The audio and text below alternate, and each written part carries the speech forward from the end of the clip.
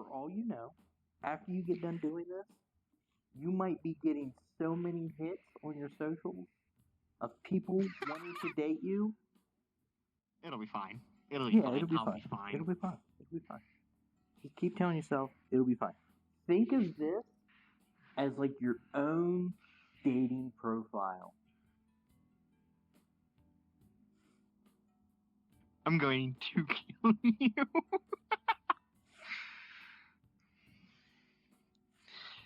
It'll be okay. I'll be fine. I'll just ignore the fact that both you and your girlfriend are both trying to play matchmaker for some reason. You, I understand. Her cat, I don't get. Well, I think she probably has the same reasons as I do. Which is? We can recognize that you have a lot of love to give. I do. And yet you have no one to give it to. Nope. I existed. And it's time to reach out.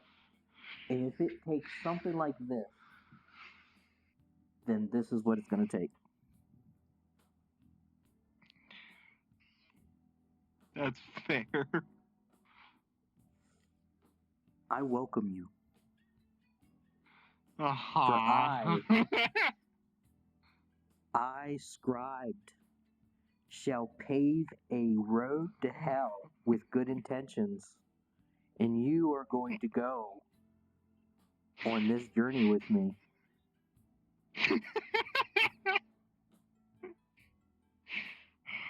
God. There's so many things I could picture going wrong.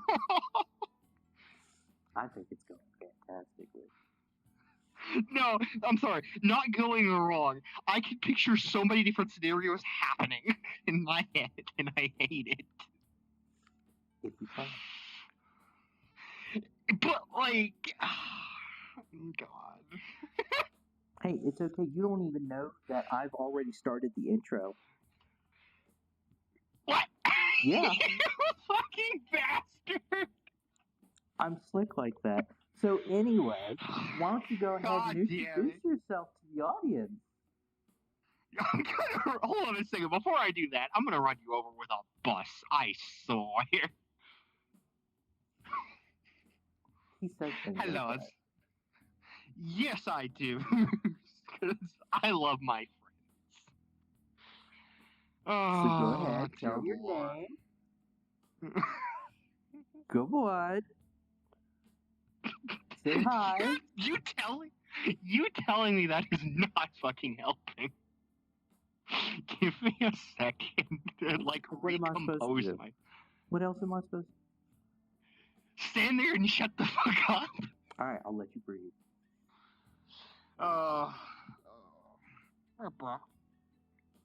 Stretching. Whoa, I cracked my knuckles. That was a surprise. I haven't done that in years. Sorry, ADHD. I'm Shepherd. Meow. There you go. You got an intro. I love the pose. I'm going to use that. What? Anyway, pose?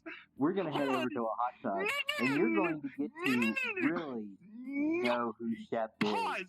Pause! What pose? That pose. Me pointing? Yep. Alright, you know what? Fine, go for it. Alright.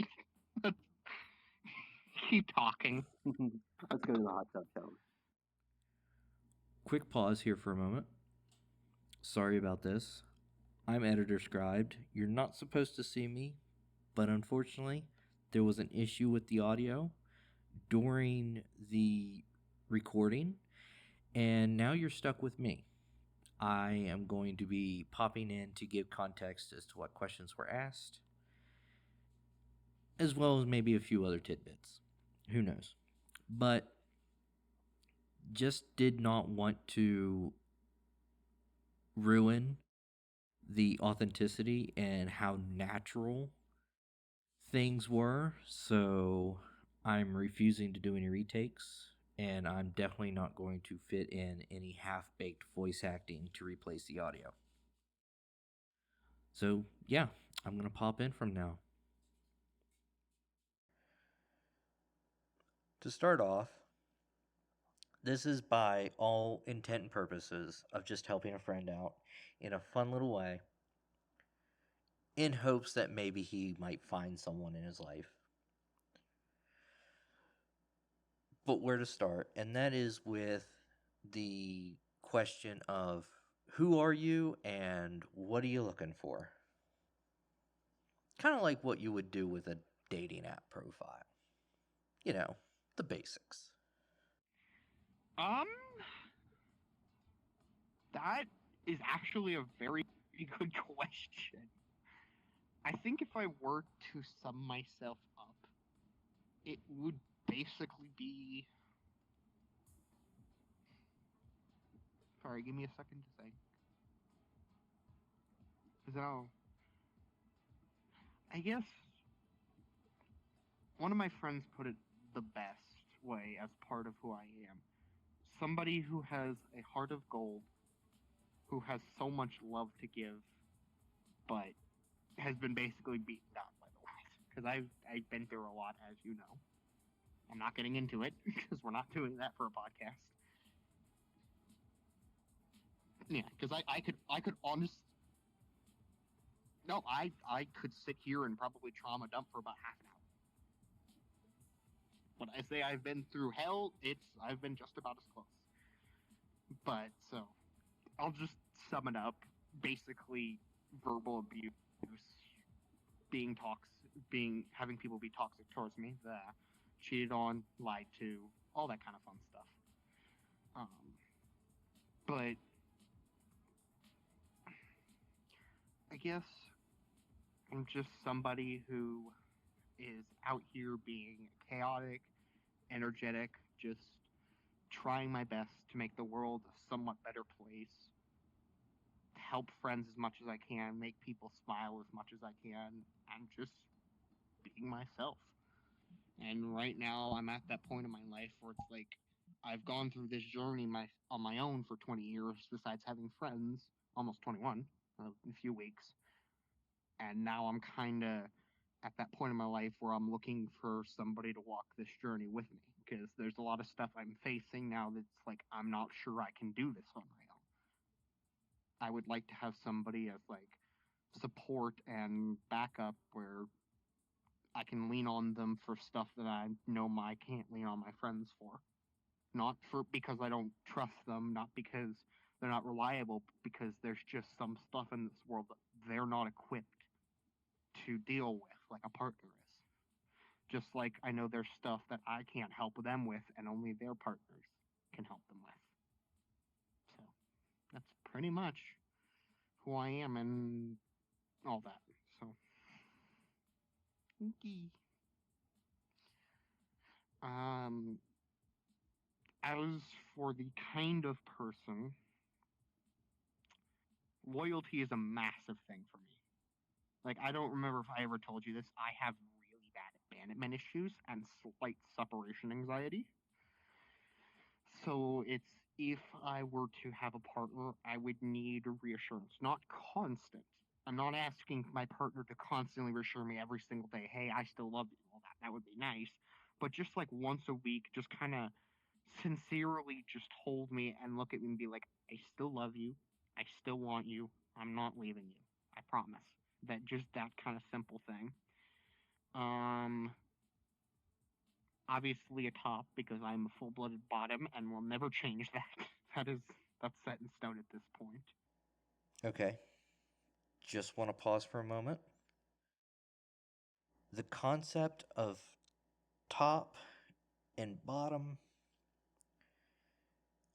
I just want to say that while I personally would prefer a more textbook definition,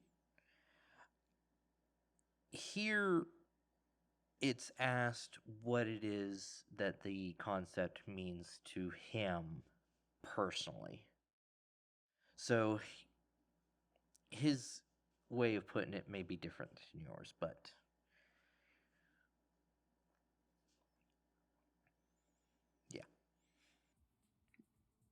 Sure. So, for the people that don't really understand it a whole lot, the top-bottom idea is basically, well, it means a lot of different things for different people. For me personally, it is basically a way for me to just give up all control and have somebody just be like, this is what we're going to do in the bedroom. This is what we're going to do outside the bedroom. Basically letting somebody make decisions and calls, and then I kind of just go along with it a little bit. It sounds very weird and strange, but it's kind of a comfort thing for me to where I can let my guard down, I can just be myself and be vulnerable, and I have nothing to worry about at that point. It's a lot more to it than that, but that's at least how I perceive it. Yeah. If you're a bottom, you're relinquishing control and putting a large amount of faith and trust into somebody in the bedroom and just in daily life. If you're a top, you're given that responsibility of, this is my person, it's my responsibility to take care of them, make sure they're happy, make sure they're healthy, make sure they're safe. And the bottom does the same for the top, pretty much. So it's a nice balance kind of thing. Right here we get into the age-old what do you bring to the table question. So, despite my own, I'm trying to think of the word, not discrepancies, beliefs, I'll say. I don't believe I bring a lot to the table, but that's for personal reasons. But a lot of my friends have kind of told me what I specifically bring to the table, and what I bring is a great deal amount of affection. As I mentioned before, I have a complete heart of gold and a shit ton of love to give. Like, if I'm dating you, there will essentially be not a single second where you ever question if I still love you. I will make sure of that. As long as there is breath in my lungs, you will always know that I love you and will until the day I die and even after. Past that, loyalty is a huge thing for me. As somebody who has been cheated on and lied to and abandoned by partners time and time again, I value loyalty pretty much above all else. I want a partner that will. I know there will probably be times where it's like things get a little strange and all that, but at the end of the day, I want you to just remain loyal to me, and you know I will do the same for you. The last thing I bring, well, not last thing, but another thing I bring is, excuse me, it's like a burp and a yawn.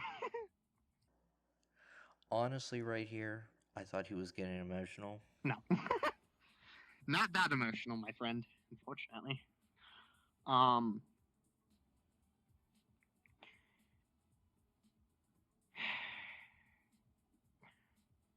Last thing I bring to the table is, I'm trying to figure out the best way to describe it. So I guess to describe the last thing that I bring to the table, I guess I would have to describe what exactly I'm looking for in a partner.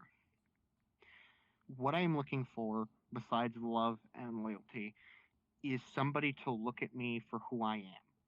Because I know I don't fit common molds because of some of the stuff that I am. A lot of people get a, predetermined idea of how I should look and how I should act, and I don't. So I just want somebody to look at me as a femboy, and another thing that I will get into in a second, and be like, that's who you are. That's what I want out of you. And somebody who will allow me to love them unconditionally as well as be a boy wife to them. That is a major thing for me.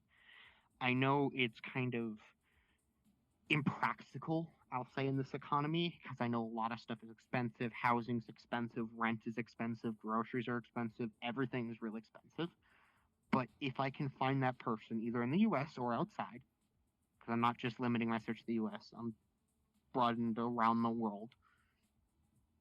If I can find that person who is like who essentially will be willing to work, cover the basic things, so cover bills for utilities and costs for groceries. In exchange for that, you will have my undying love, my unwavering loyalty. I will basically create a home for you where the second you step through that door, no matter how shitty of a day you've had, if your boss has been yelling at you, if coworkers have been pieces of shit, the second you step through that door, that disappears. The house or apartment, rather, I don't care, will be clean. There will be a warm shower ready to go. Dinner will be freshly made and warm, unless we decide to go out and eat, and then it won't be. And there will be a pair of clean and comfy clothes of whatever you would like to essentially laze around and unwind from the day. And you will have all my attention, all my affection, and as much cuddles and love as you could ever want. That is essentially what I am offering in exchange for just the bare need of you cover things financially and all that, and a little bit of the princess treatment. Now, when I say princess treatment, I'm not talking about the expensive kind. I'm not looking for Gucci bags. I'm not looking for a new car. I sure as hell ain't looking for expensive trips or vacations. I don't want any of that. What I would like instead is the sentimental version of that, where you will essentially, and I will do this back to you as well. Every now and then, I would just like it if you got me something, whether it's something you just happen to see online or at a store that you're like, oh, he would absolutely love that. Or it's something you know I've wanted for a while and you just happen to get it for me. Or if it's like an article of clothing or an outfit and you're like, hey, I would love to see you in this. Or what would mean even the world to me was something that you personally made. If you're artistic in any way, whether it's a drawing, fursuit maker because I'm a furry, whatever, a song, if you want to write a song for me, if you want to write something for me, if you make something for me, that will mean the absolute world to me. And I can promise you, I will cherish that until the day I die. If it's like, if it's a drawing, I will fold it up and I will put it in my wallet and I will carry it everywhere I go without delay. Because I will hold that like my life depends on it. Because that's what I matters to me is just as long as you're willing to pay for everything. And if you can't, obviously, I am studying to be an electrician. So obviously, like I said, the economy is bad. If I have to work to help pay bills, I'm perfectly fine with that. I would like to just stay home and take care of you, but I know I won't always be able to. But if you're able to cover the finances, I will make sure you will never want anything at home. And yeah, you will have all the love and affection and comfort and support that you could ever want. So at this moment, I ask about hobbies, and the thought in my mind was that cliche man takes a picture of a fish that he caught. Hobby wise, I do a lot of things. Some of the stuff I'm trying to get back into. So right now, what I'm doing is I enjoy writing a lot, listening to music, playing video games, hanging with friends, being outside, helping others. I'm trying to get back into other stuff like hiking, camping, backpacking, canoeing, all that. So I don't remember if I ever told you this. I used to be in Boy Scouts. I made the rank of Eagle Scout, which for those who don't know is the highest rank you can get. I think a study was done, and out of the millions of people that are in Boy Scouts, I think only around 25 to 30% actually achieve that rank. So it's nothing to sneeze at. It sounds simple on paper, but you actually get into it and you're like, okay, this is a lot more challenging. But so anyway, but when I was in that, I used to go camping every month. I used to go hiking. I used to go backpacking, all that, and I absolutely loved it. The outdoors is such an amazing place. I've seen views and been to places that I would love to go back to. One of which is I went backpacking in the Colorado mountains at one point. Absolutely loved it and would love to do it again because it was so much fun. It was not easy, don't get me wrong, but it was fun. So I want to spend more time in the outdoors. There's other stuff I want to pick up, like I want to get into more paintball, possibly airsoft, hunting a little bit because a lot of people have been recommending that to me, but I haven't really gotten the opportunity to do so. Just rock climbing, just a lot of outdoor activities. I want to get back into that because unfortunately with work and school, it's been a little difficult where I don't really have the time or the freedom to do those kinds of activities as I once did. And it kind of makes me sad because I love those. But yeah, it's kind of hobbies for me. And then, of course, there's some other stuff. I'm getting into fursuit making, which I'm super excited for because that's the other thing my partner will get. If once I get into fursuit making, at some point I will make them a personal suit. Don't want payment for it, don't want anything for it. I just want to give them a gift like that. So I will make it by hand with all the love I have in my heart for them. Just as a little added bonus to what I bring to the table, if that matters. Nope. I would like it if they were a furry, but they do not have to be. If I end up with somebody who's not a furry, that's fine. That is perfectly okay. As long as they are okay with me being a furry and they would like to go to cons every now and then, that's fine. I just want to share this hobby with them. And give me 1 second to be sentimental here real quick. The other thing I'm looking for in a partner is somebody who is passionate about either what they do for work or their hobbies in general. This is something I haven't really experienced before, but I would like nothing more. My perfect idea of time together, because quality time is like major for me. Like I want to spend as much time as I can with them. Obviously, if they're at work or spending time with friends, fine. But like if I can be just close to them in the same room, I'm perfectly happy. But what I want a lot is for essentially the opportunity. So I'm a listener. I love listening to people talk. I want a partner who is passionate. Like, for example, if they work on cars, if they really like cars or all that, I want to sit there and just listen to them talk about cars. I will have no clue what you are talking about. I will be confused as heck. But the simple idea of just listening to you talk so passionate about something will make my heart really happy. It will make my day. It's just getting to sit there and listen. If you can break it down if you want. If you want to sit there and break down every little detail and help me understand it, go for it. You don't have to. If you want to just rant and be like, oh, this engine and, this car has this and I really like this car and all that, I will be more than happy to just sit there and listen. So, anyway. It is not adorable. Shush your face. Where did I get this? Hold on a second. Where did I get this chip from? Oh, I didn't realize that. I just reached back and all of a sudden there's a chip in my hand.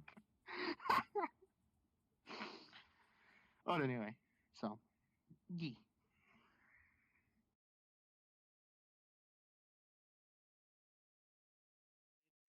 I swear to God, if you shove that camera in my face, I'm going to run you over with a bus. Why? Why would you bring it closer? Stop it.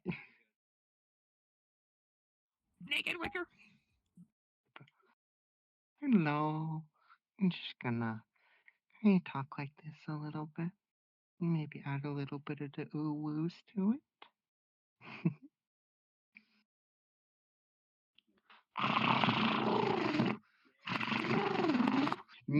I am not heckin' adorable. No. Yeah, if we were to try and do multiple takes, it would become less and less the real me, and I think people would be less and less interested. Wicker Beast OnlyFans? ?